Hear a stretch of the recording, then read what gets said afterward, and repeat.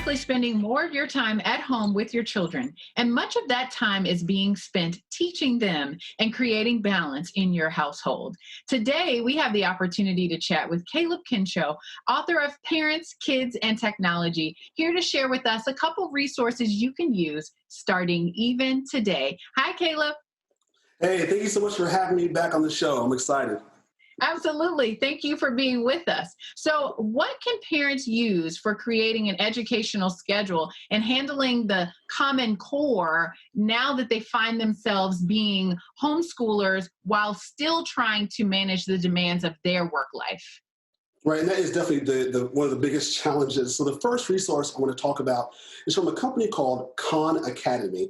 Now, what they do is they actually specialize in education, not just for the sake of taking tests, but really for helping students to master the different curricular activities. So the first thing they have on there is they actually have a schedule that's broken down, that's easy to follow, starting at 8 o'clock in the morning, that goes literally all the way till 6 o'clock at night, if you like, with a breakdown of the schedule. That way, as parents, you don't have to think about at all what you're going to do with your students. Now, once you log into Khan Academy, you first off, well, it's free, by the way, you log in by your grade level. And once you're inside, you have access to just a plethora of different creative resources, everything from basic mathematics all the way to SAT testing, the GMAT, the MCAT, all those different things. And they even have audio versions and text and videos available as well. That way students can watch and just learn with the narrator. And then on top of that, they even have quizzes to make sure that your student has really mastered that particular subject. That's fantastic. And it sounds like, it's a really comprehensive resource that takes the guesswork out of it for parents. Absolutely. Yeah, great. So, of course, as you think about, the anxieties that parents must be feeling right now, they don't want to feel like they're losing time or that there's a lapse in education. So, of course, STEM, science, technology, engineering, and math is a really critical part of that learning. So, what do we want parents to be introducing at this time? Yeah, and STEM fields are the biggest growing field happening for students. They really need to be involved in that. So the resource I just love, this one's called code.org. Now, what's so cool about this organization is that they're actually in partnership with a lot of major tech companies. So you've got Microsoft, Amazon, Google, Facebook, all these people supporting this project. Now, we log on to code.org. It basically teaches students how to code using a gamification setup. So literally you can go in there, you can do Barbie, you can do Cartoon Network, you can do race cars, NASCAR, basketball, dancing.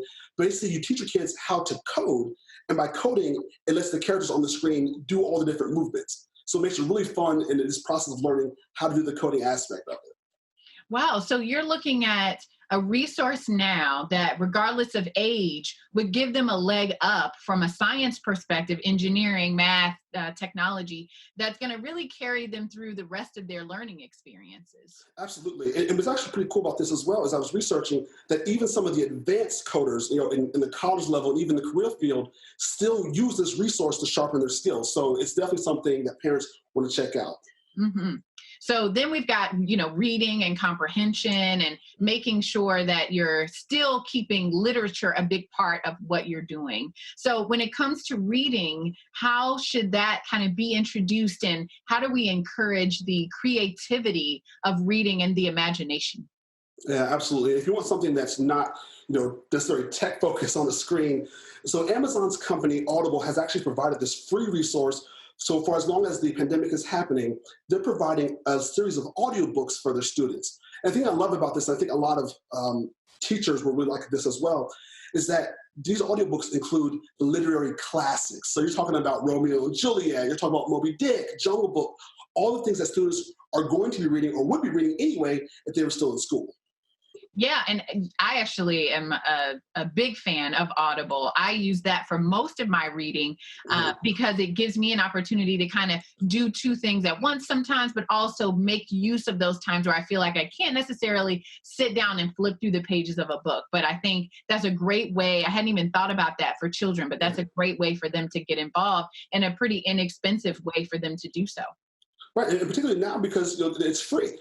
So, thank you to Amazon and Audible for providing that resource. Yeah, definitely. Especially could be a great resource for something you can put on for them while you have another call or that sort of thing to keep them occupied, but also learning at the same time.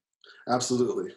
So, Caleb, your book, Parents, Kids, and Technology, talks a lot about what it takes to raise kids in the age of technology and the balance that we want to keep in our households. So, tell us a little bit about what we can do as parents to keep track of what your child might be doing online without being a helicopter parent. Right. So the first thing that parents need to understand is the access that the device has. If the device has an on switch and Wi-Fi, we have to know more than just the name of the device. Oh, that's the PlayStation, the Switch, the Xbox. You have to understand the access. So on these devices, can they access YouTube, the internet? Can they chat? If they can, it's your responsibility to go on there and to put filters in place to limit some of that information.